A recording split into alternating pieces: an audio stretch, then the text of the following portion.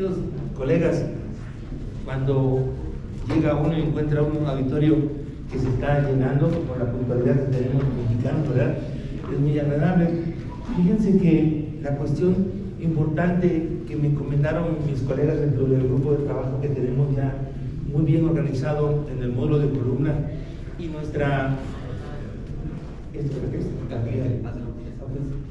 Para cambiar eso, me sugirieron como un tema para llevar esta dirección de esta coordinación del módulo de columna, que consiguiéramos unos casos clínicos, unos casos clínicos para poder comentar, pero cuando queremos tener sesiones académicas en el hospital, tenemos casos clínicos. Aquí no venimos a enseñarle cirugía de columna a los que manejan y a los expertos, ¿verdad? Entonces, lo más importante es discernir cuáles son las situaciones importantes de la vida, que cuando se conoce la filosofía del derecho, la filosofía aplicada a la medicina buscando la verdad de las cosas, nos remontamos a los pensamientos básicos y fundamentales del derecho de los humanos. Entonces, tenía una experiencia propia de que estuve recientemente por un problema de la mácula, estaba perdiendo la visión, imagínense, 14 días en la raza, en infectología, con función lumbar y ver antibióticos, eso porque pensaba que era una meningitis, pero no, era una cuestión de la mácula. Estuve 14 días encamado ahí en la infectología, un lugar así donde ves mucho dolor, mucha gente infectada de SIDA, de Kaposi, de neumonías, y el frente tose porque se dedicó a fumar todo el tiempo, y dice, caray, este que fumó toda la vida y ahora está con un problema neumónico muy severo, a lo mejor es COVID, y yo estoy aquí con mi cubrebocas. Sentí en ese momento que estaba de este lado, y aparte también algunas señoritas enfermeras, unas muy buenas y otras así, aquí ya no hay médico más, aquí usted es un paciente más. Y entonces imagínense ustedes, queridos colegas, de que de repente, de pronto, te quitan cualquier situación que tú formaste a través de los años dando una práctica correcta médica, aunque hayas tenido tus fracasos. Se llama un fracaso médico, no es negligencia, ni impericia, ni todo eso. Es un fracaso, válgase la comparación, doctora, de cuando tú haces una relación nupcial y no funciona y al año y te divorcias. Eso se llama una columna fallida, por ejemplo. Eso se llama que tú eres fallida. No, ¿verdad que no? Eso se llama que hubo un mal resultado. Por eso yo, como experto en derecho, soy jurista, tengo maestría en derecho penal y además, siempre distrae, ¿verdad? Penal y aparte en derecho constitucional y derechos humanos. Actualmente la estudio en la UP, en la Panamericana, ¿verdad? Entonces, te van a involucrar en un pensamiento más alejado del misticismo, más alejado de la dogmática y más apegado a la doctrina. Luego entonces, cuando tenemos aquí ese tópico que les propongo, tendremos que ver, este es un formato que nos mandó el colegio y lo dejé a propósito.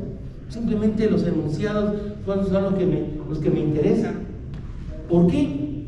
Porque aunque ponen un cartabón, hay que romper paradigmas y que sea un parangón a partir de tu ejercicio idealizado, si quieres.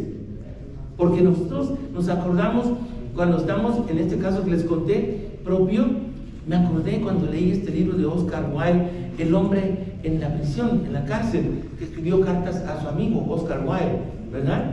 Maravilloso, porque entonces estás de este lado y es como estar en la línea de guerra que siempre estuviste ahí, no, ahora estás atrás, por azares del destino y de la salud. Y cuando un doctor tiene un daño psicológico en su práctica, en su familia, en su sueño, cuando lo demandan, cuando tiene un mal resultado, ¿por qué ocurre esto? Ocurre por la mala información que existe, ¿no? Entonces, esto es un dogma de los abogados, que puede errar el individuo, ¿no?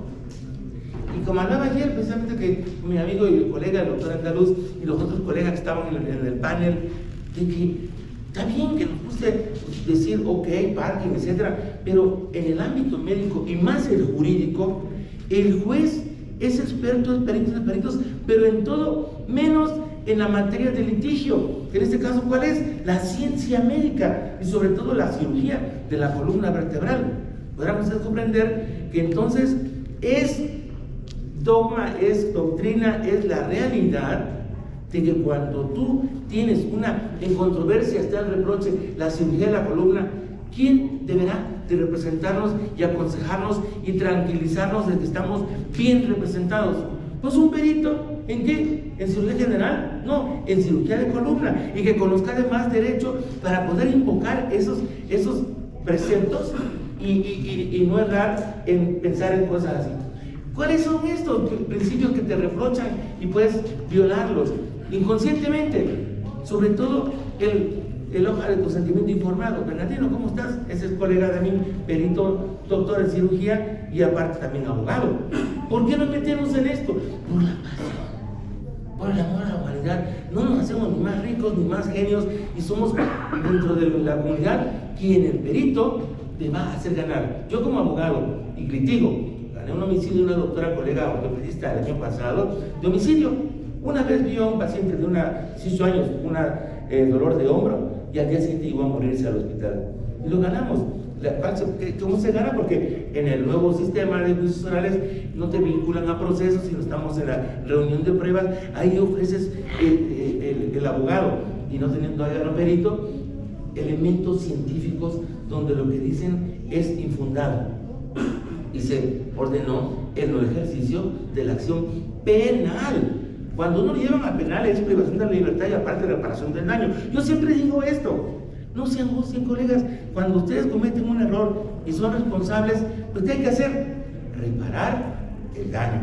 Y por eso vendemos un coche, una casa, etcétera. No nos vamos a Europa ese año, pero podemos tener tranquilidad porque vamos a saltar eso. No te van a emascular, no es pena de muerte, no es cadena perpetua. O sea, yo no sé por qué las compañías estas de seguros vienen y les venden que viene el diablo. Entonces, dirigiéndome aquí a la bioética, el principio de autonomía, de legalidad, de beneficencia y no maleficencia, estos dos principios últimos son de suma importancia. Yo sé que somos humanos, que estamos sujetos a la teoría del delito que nos enseñan yo estudié en el Instituto Nacional de Ciencias Penales, que es la catedral del derecho, nos informó la reforma penal, la de 2008, de Calderón de junio, donde vemos de que cómo se integra el delito.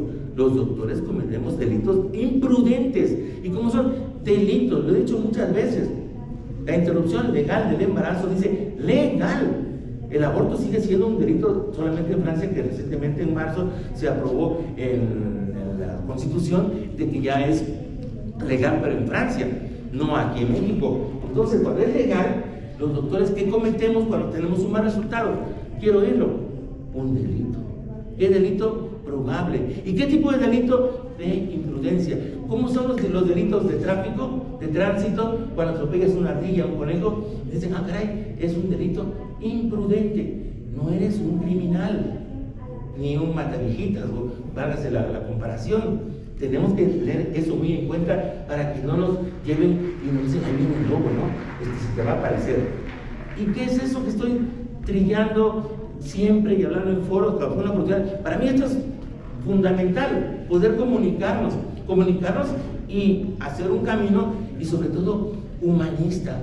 Cuando hay contraposición de derechos humanos, invariablemente nosotros como colegas, como doctores, vamos a perder. Es jurisprudencia en la Suprema Corte de Justicia cuando, doctora, no se encuentra, no se firmó, no se informó correctamente al paciente, y ya es responsabilidad profesional el no firmar el beso, porque es jurisprudencia y una recomendación de la Comisión Interamericana. ¿De quién? De Derechos Humanos. Así que los derechos del doctor, y doctor usted, ¿y por qué está de parte? Me dijeron con mucho orgullo en mi maestría en la Panamericana, es que usted piensa más como doctor que como abogado. Soy abogado, y con maestría, y con especialidad, y diplomados en la Suprema Corte de Justicia. Pero tú tienes la ventaja, que además de ser jurista y conocer la doctrina y conocer las leyes, y no nada más pensar en el Código Penal, en el Código Civil. ¿Cuál es el artículo que por ahí no lo puse? Precisamente cuando tú invocas el artículo 1913 de la responsabilidad profesional en el Código Civil, donde dicen el uso de todos los aditamentos que usamos los columnólogos.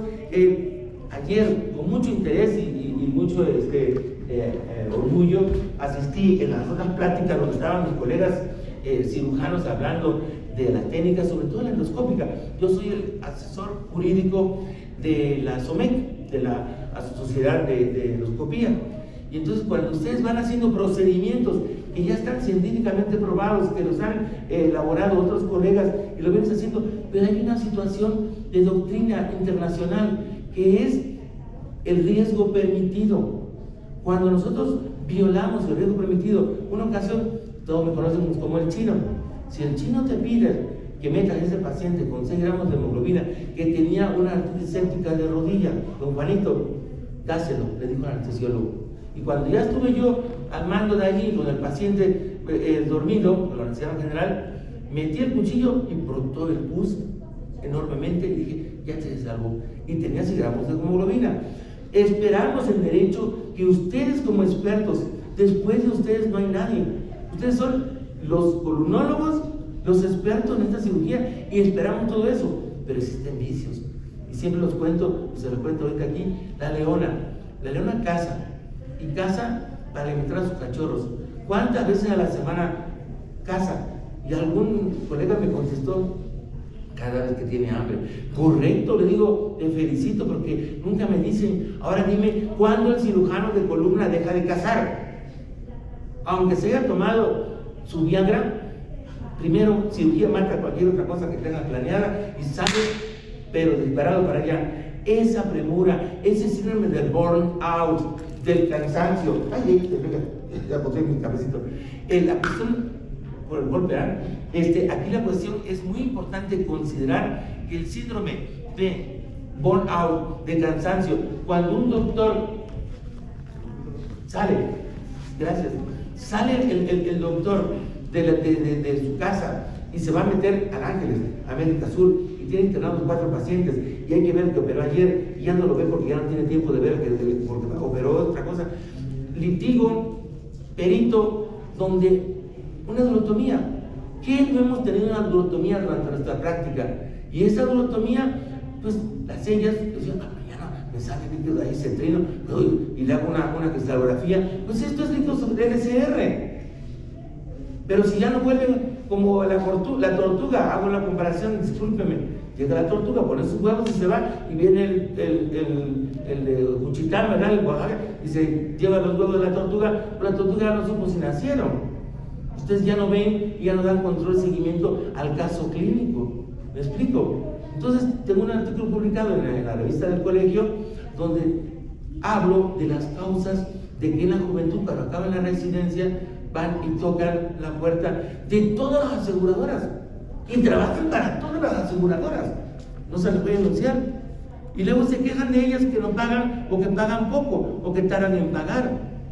Pero a nadie le llega, a mí no me ha llegado a la casa, oiga doctora, usted es un chipocles, ¿no quisiera trabajar con nosotros?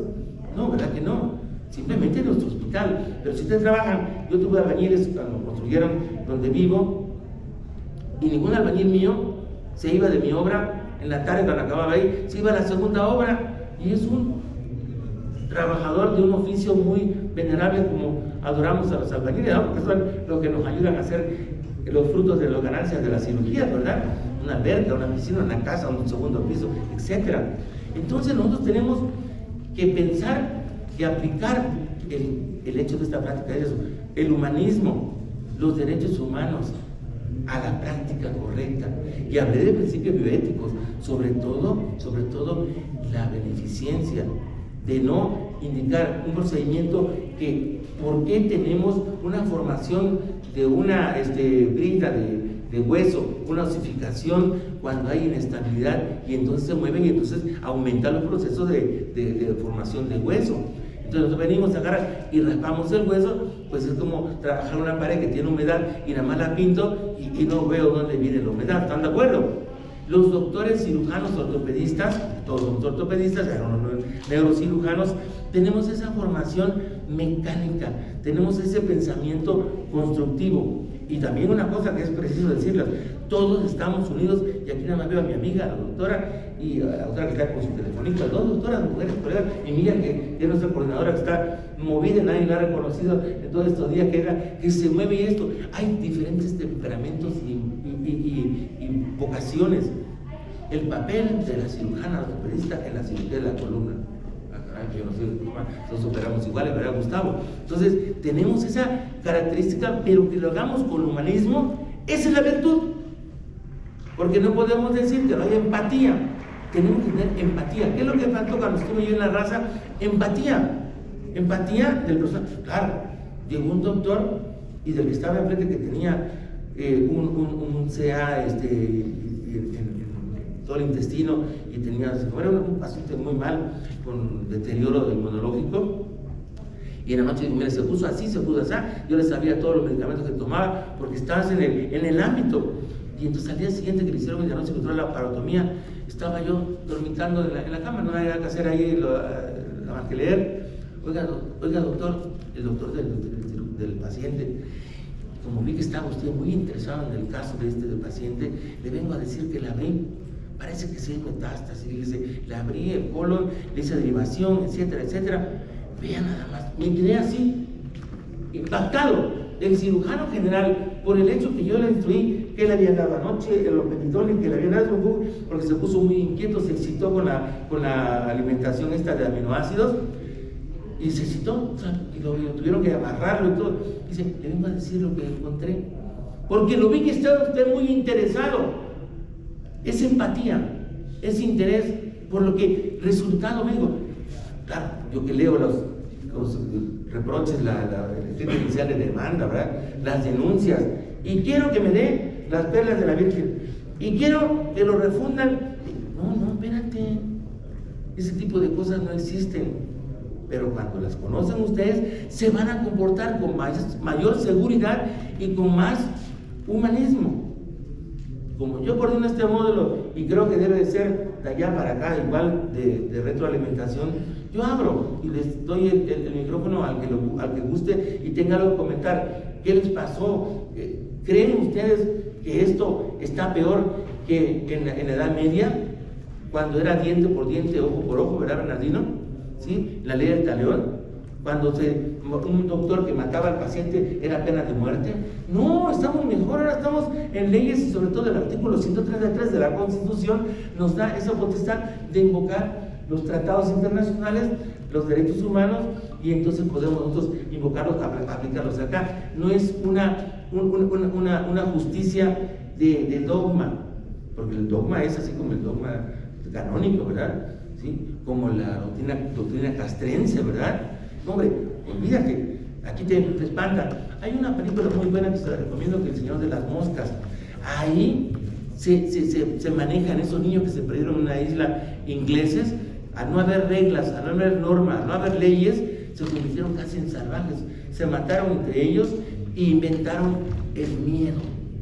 Y el miedo es tan actual como en la campaña que se está haciendo ahorita presidencial. Es el miedo. Mi hermana de Cancún, oye, que están mirando los robos de casa habitación en México y a la gente la paran en la calle y la asaltan. Espera, ¿dónde crees que vivo, no? Y estamos aquí y no estamos oyendo los tiros de allá afuera, ¿verdad que no? Fíjense nada más, el miedo que no debemos tener los cirujanos, pero tampoco alejarnos, doctora, que está, platíquenos ahí del teléfono. Entonces, esto no va a venir el doctor chino mañana a otra práctica. Tuve que esperar 65 años que voy a cumplir recientemente para estar frente a ustedes, con toda la información, con todos los estudios, y por eso no hay empatía. La juventud en la formación ahorita de residentes, una diputada panista promovió una ley reciente en la Cámara de Diputados con respecto a derechos humanos y más respeto para los médicos residentes internos y pasantes. Y digo, ¿quién tuvo una residencia de miel sobre hojuelas donde decía, oye, ¿quieres hacer este ingreso? ¿Te gustaría bajar a quirófano en la madrugada? Llegó la fractura expuesta, etcétera, etcétera. No, para aprender se sufre y se desvela. Si me encargan un ensayo para mañana para hablar de derechos humanos, no es que nada más me siento ya así y no voy a citar a Rousseau, el creador de la República y de los derechos del pueblo. No voy a citar yo a Hobbes, a Thomas Hobbes, donde dice que el lobo es el hombre es el propio lobo del hombre. De ahí viene eso de nosotros entre colegas inventar el término del anglicismo. Ayer nos ampliaste el concepto, es un anglicismo. Ese fellow, pero no para que falló. Cuando decimos una pseudoartrosis es que falló el fémur. No, una complicación por alguna circunstancia hasta de cuestión importante. Entonces, en este caso, estamos en la mínima invasiva, está probado. Ya no nos peleemos que si funciona o no funciona, que si lo hago con uniportal o si lo hago endoscópica. No, eso funciona, pero hay que indicarlo. Pero no tengan ilusiones. Ustedes no escogen el paciente o yo no escojo el paciente. El paciente nos escoge a nosotros. Cuando ya no tenga tiempo me cortas el sonido. Ya no tenga tiempo, me cortas. Pero entonces el paciente nos escoge porque nos escoge en una lista del seguro. De los seguros donde viene acá y viene contigo y toca tu puerta y tú lo atiendes. Entonces, cuando nosotros indicamos mal un procedimiento, entonces sí, nos va a salir mal, pero no hay duda que esto funciona, porque como funcionó en urología, cuando Watanabe hizo la primera endoscopía a través de una velita japonés, o cuando nosotros empezamos a hacer artroscopías de rodilla, luego de cadera y luego de hombro, etc. Entonces, tener certeza y seguridad en una práctica sana. No vamos a tener la ambición, doctora, de tener el último iPhone 15, ¿verdad? Para eso sirve lo mismo. Entonces tenemos que ver esta cuestión. Y yo pido, o sea, con todo respeto, si alguien tiene alguna opinión, una experiencia propia que quiera comentar aquí en público, que lo estamos documentando, es muy importante. El respeto a nuestros maestros, a nuestros colegas, a nuestros amigos, pero también no decir, oye, no, el chino no. No, o sea, ese tipo de cosas, o tan solo con una expresión, el doctor Gustavo Cáceres miradas, ya ni modo, ¿no? Entonces, ayer, también eso que ayer mi colega Sosa decía, con algoritmos.